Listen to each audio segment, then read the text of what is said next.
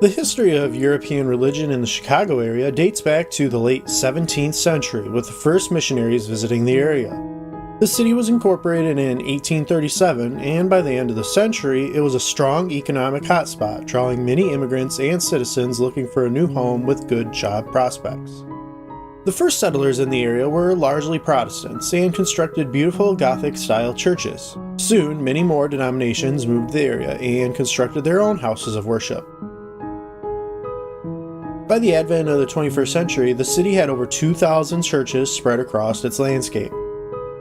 Unlike the nearby city of Gary, Indiana, Chicago managed to avoid the widespread abandonment of other nearby cities thanks to its continued status as a major transportation access point and economic diversity. But that does not mean the city hasn't had its struggles. While the city's population has never decreased annually, it has seen a demographics change. With new diversities integrating once primary singular nationality neighborhoods, many of the city's churches closed from decreased attendance. In today's video, we will be visiting some of these once palatial houses of worship, now left to decay.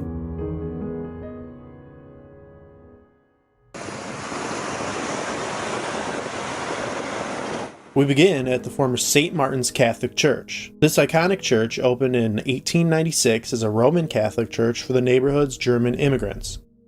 The Gothic Revival Church was designed in Germany and supervised by noted church architect Henry J. Schlacks. It also featured a parish and school next door. In 1939, a gilded statue of St. Martin was added to the bell tower facade, where it remained until it was blown off in a 2007 storm and irreparably damaged.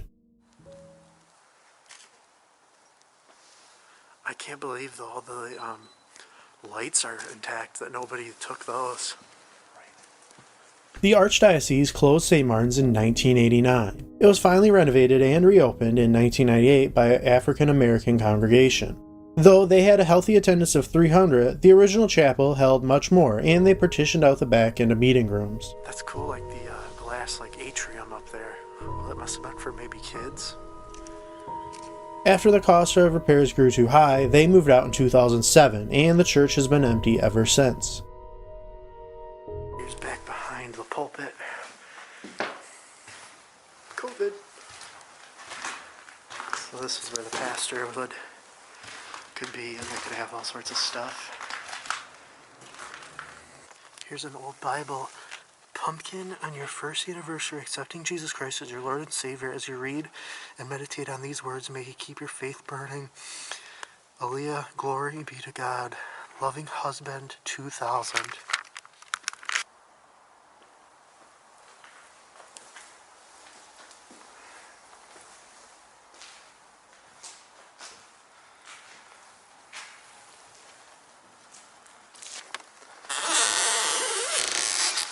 Oops. You can see that somebody must have freshly painted this. Dude, even this is just a regal entrance.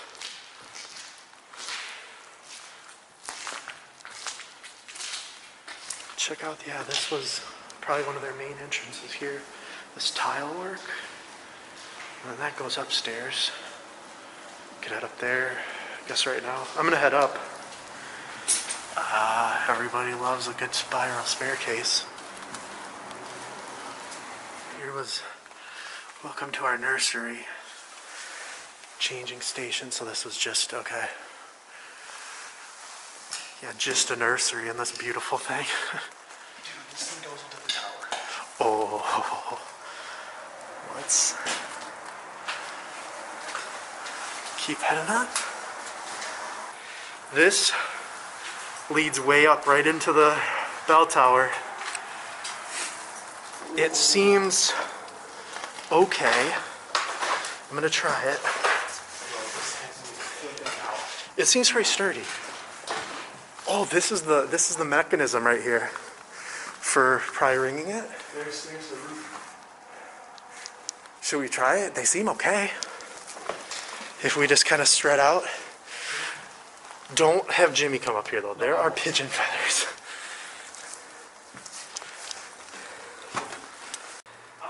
I'm like kind of shaking at how high we are, or I am right now. Like, if I fall, I'll be dead.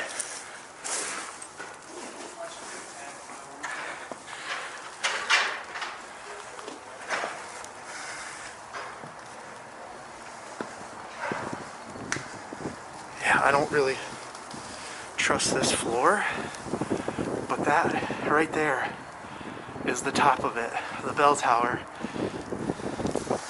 This. Hi, I'm Ed Peacher, Bishop of Chicago Embassy Church, where we're touching God, building each other, and reaching the world.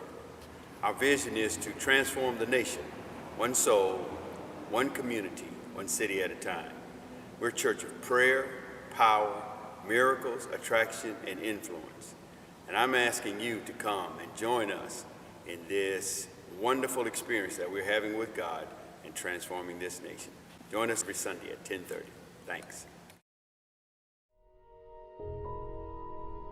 The next location is a very similar history. This Roman Catholic church on Chicago's west side first opened in 1901. Likewise, it had an attached school section that we are in now. In its later years, this section was converted into a donation and aid pantry.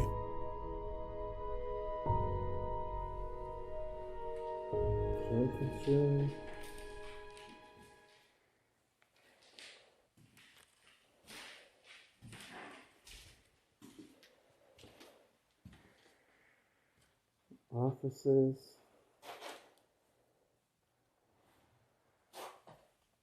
Meeting in progress.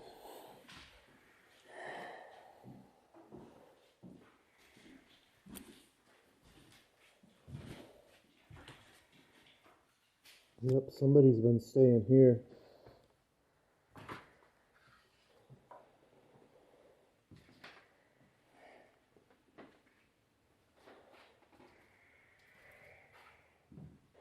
Ew, what is this? It's like little bags of...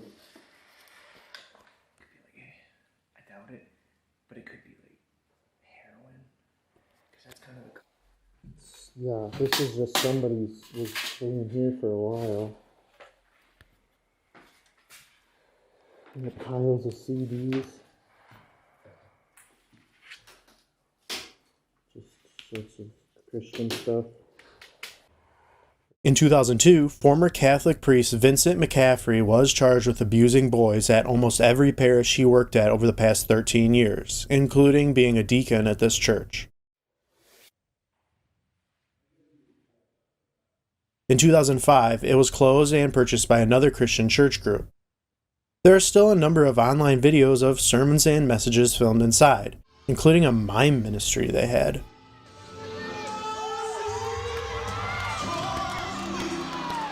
In 2011, the congregation opened a second church in Georgia, but it seems they overextended themselves as 3 years later the Chicago church closed and the Georgia church appears inactive today as well. We are now one church in 2 locations in Chicago, Illinois, and in Conyers, Georgia. We would love to have you come out and be part of our family. If you don't have a church home or unsaved, please come and visit us at our Conyers location. Check out our website, our Facebook address, and we would love to see you in Conyers, Georgia. Ain't that right, St. Mark?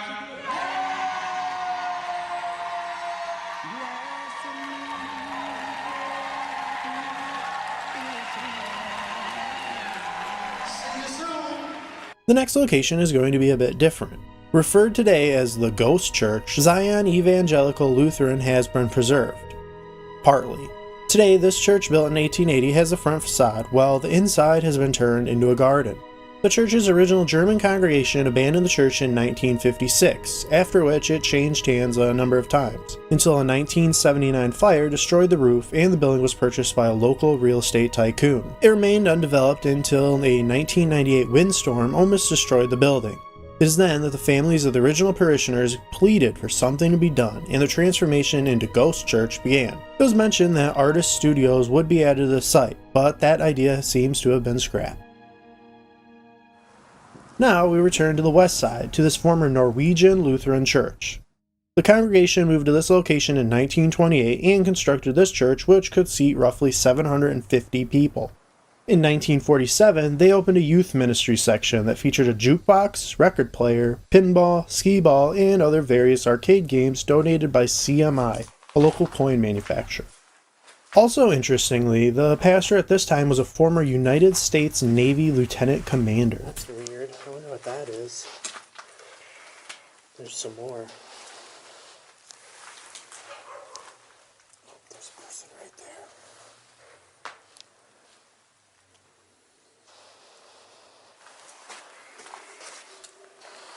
And of course, some vampire blood.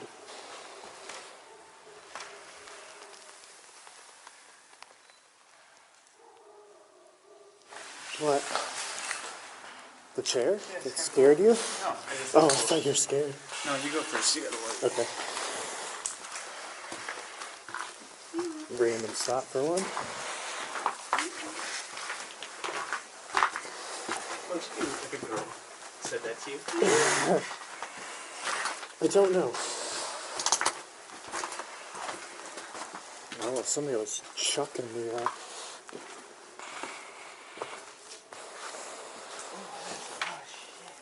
Yeah.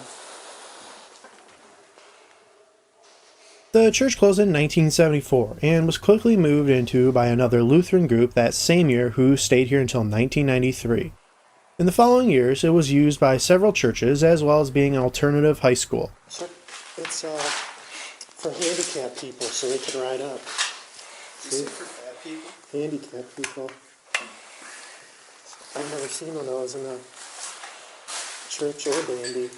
So they had a basement. Oh, this sinks down.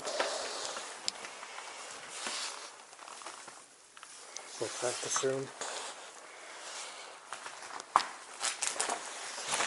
Oh jeez. Oh jeez. Oh boy. Okay. Finally, in 2007, a non-denominational church purchased the building, but would move out sometime between 2015 and 2018. Unfortunately, here too we have a sad story of abuse. In 2014, Anthon Ingram, who volunteered here, was arrested for having sex with a 14-year-old boy who he mentored in his arts and dance ministry. This Southside church was originally a wood frame building constructed in 1891 for its Italian Catholic neighborhood. Yeah, that's all like ice right to the top. That's so much water. So definitely let's make sure that the floors are good. So this must have been like a parish house or offices? Here's a bunch of tally sheets for extended services programs group. Yep, that's a dead cat.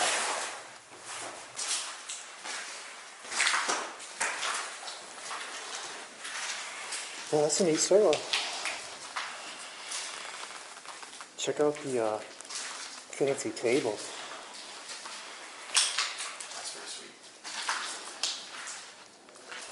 Ton of paperwork they must have stored. It's like pictures, decorations, stuff like that. Yeah, these are checks. This must have been like the pastor's office with all this paperwork that somebody just ransacked right through. It's a portrait of this. He must have been like the pastor. Tie still. Must be a busted water main. You can see it's right there. Oh my gosh. This is a beauty. And it looks way better shape in here than it was. In 1968, the reverend at this church was removed after he allegedly opposed the Archdiocese Cardinals Race Relations program. This was the period of white flight, and over the past 20 years, 800,000 Chicago whites had fled to the suburbs, and the Catholic Church was asking their parishioners to stay and try to work things out.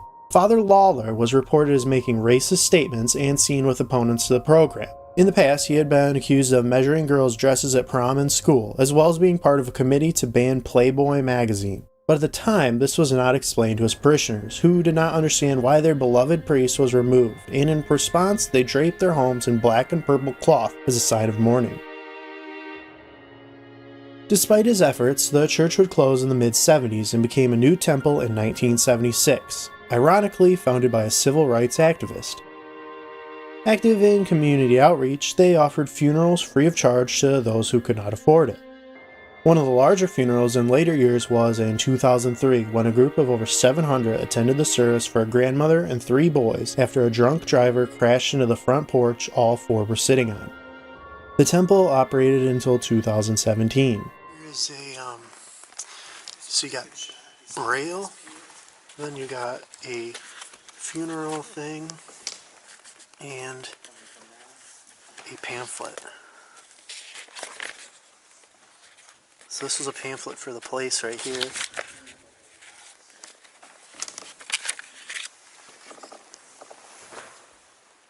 The confessional, so that was where the pastor would sit, the father. I wonder if we can get into these. The door handles are up. Yep. So it's kind of been hollowed out a little bit. I wonder what that is.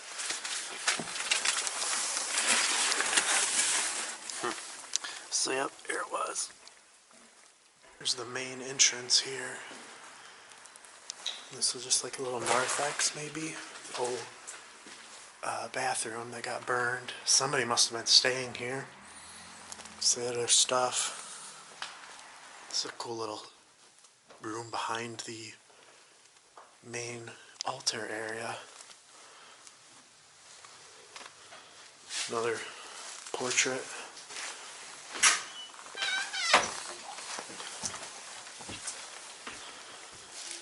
These are cool seats for the choir.